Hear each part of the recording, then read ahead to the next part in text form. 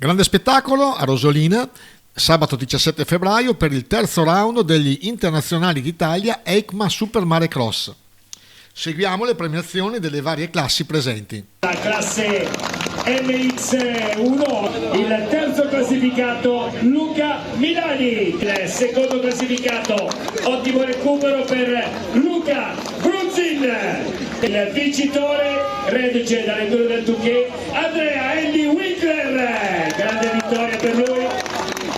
In testa la classe MX2 con il terzo posto per Andrea Messina.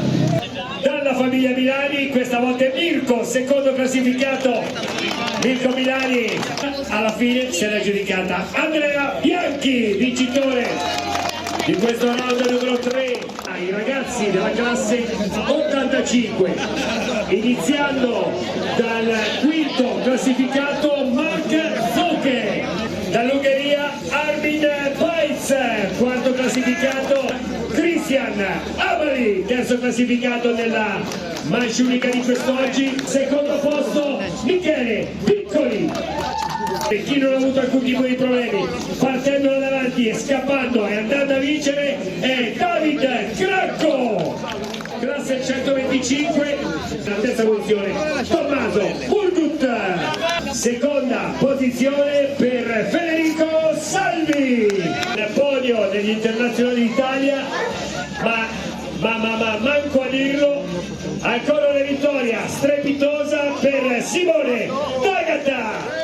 Siamo alla classe 300 con il terzo classificato Davide Zampino, secondo classificato Nicola Cariolato. C'è Nicola, mi auguro che ci sia Nicola, il portacolori del GPX, che invece non vedo. Al centro il vincitore Alessio Bonetta con la classe MX2 Pro ed il terzo posto per Giovanni Meneghello. Il secondo classificato, lui invece sa benissimo dove mettersi, Antonio Mancuso. Quest'oggi al centro del podio una grande vittoria per Pietro Razzini, che torna grande protagonista.